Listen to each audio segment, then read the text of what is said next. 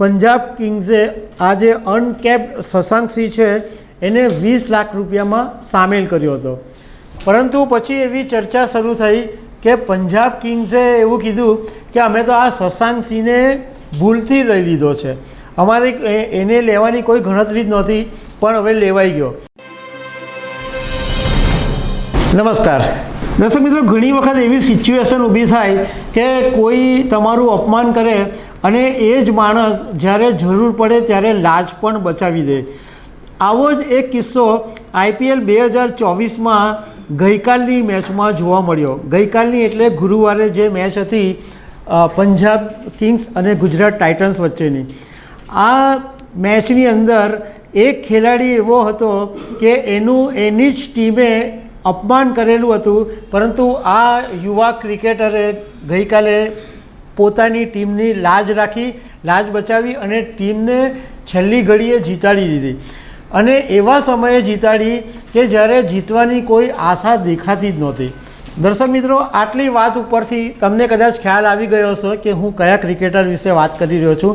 તો હું વાત કરી રહ્યો છું પંજાબ કિંગ્સના શશાંક સિંહ વિશે। તો એના વિશે થોડી ડિટેલમાં વાત કરીશું। મારું નામ રાજેશ શાહ છે અને તમે જોઈ રહ્યા છો ખબર છે.com। દર્શક મિત્રો, ગુરુવારે ગુજરાતના નરેન્દ્ર મોદી સ્ટેડિયમની અંદર ગુજરાત ટાઇટન્સ અને પંજાબ કિંગ્સ વચ્ચેની મેચ હતી। ગુજરાત ટાઇટન્સે શરૂઆત બહુ જોરદાર કરી દીધેલી અને 199 રન મારેલા, એમાં શુભમન ગિલના 89 હતા અને રાહુલ તેવતિયાએ પણ સારા એવા ઓછી બોલની અંદર સારા એવા રન ફટકારી દીધા। 199 રન માર્યા એટલે ગુજરાત ટાઇટન્સે 200 રન કરવાનો ટાર્ગેટ પંજાબ કિંગ્સને આપ્યો હતો।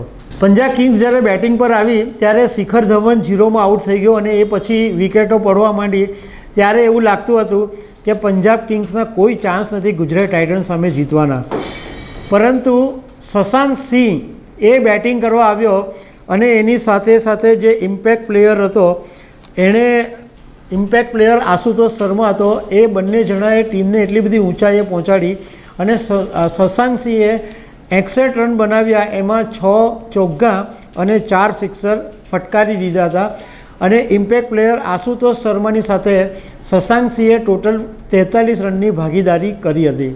એ વાત કરીએ મેં જે તમને શરૂઆતમાં કરી હતી કે કોઈ અપમાનનો બદલો હોય અને એની લાજ રાખી હોય, તો એમાં વાત એમ હતી કે 2023ની અંદર જ્યારે દુબઈમાં IPL 2024નું ઓક્શન થયું હતું, તો તે વખતે પંજાબ કિંગ્સે આ જે અનકેપ્ડ શશાંક સિંહ છે એને 20 લાખ રૂપિયામાં સામેલ કર્યો હતો, પરંતુ પછી એવી ચર્ચા શરૂ થઈ કે પંજાબ કિંગ્સે એવું કીધું કે અમે તો આ શશાંક સિંહને ભૂલથી લઈ લીધો છે, અમારે એને લેવાની કોઈ ગણતરી જ નહોતી, પણ હવે લેવાઈ ગયો। અને આ પોતાની જ ટીમ પંજાબ કિંગ્સે શશાંક સિંહનું તે વખતે અપમાન કર્યું હતું અને આ જ શશાંક સિંહે ગઈકાલે જ્યારે આ મેચ હતી તો ટીમની લાજ બચાવી અને ટીમને જીતાડી। શશાંક સિંહ છે એ આમ 3 ટીમમાં સામેલ હતો। એ સનરાઇઝર્સ હૈદરાબાદની અંદર સામેલ હતો, દિલ્હી ડેરડેવિલ્સમાં સામેલ હતો, રાજસ્થાન રોયલ્સમાં સામેલ હતો, પરંતુ એને રમવાનો મોકો નહોતો મળ્યો। ગઈકાલે IPL 2024માં એને જ્યારે ગુજરાત ટાઇટન્સ સામે રમવાનો મોકો મળ્યો ત્યારે લોકોને ખબર પડી કે અરે વાહ, આ તો શશાંક સિંહ તો જોરદાર બેટ્સમેન છે। ત્યારે એના ટેલેન્ટ વિશે લોકોને ખબર પડી અને છત્તીસગઢની ટીમમાંથી એ રમે છે। એ અત્યાર સુધીમાં 58 જેટલી ડોમેસ્ટિક T20 ક્રિકેટ રમ્યો છે અને એમાં એણે 754 જેટલા રન બનાવ્યા છે। અત્યારે પંજાબ કિંગ્સને પસ્તાવો થયો હશે કે અમે જે તે વખતે વાત કરેલી કે અમે તો શશાંક સિંહને ભૂલથી લઈ લીધો, એ વાત હવે એમને વસમી લાગતી હશે, કારણ કે શશાંક સિંહે પોતાના પરફોર્મન્સથી આખો જે હારનો કોડિયો હતો એ ગુજરાત ટાઇટન્સના મોઢામાંથી છીનવી લીધો હતો અને મેચને જીત અપાવી હતી। તો દર્શક મિત્રો, આવી અનેક વાતો સાથે અમે તમને મળતા રહીશું। Thank you very much.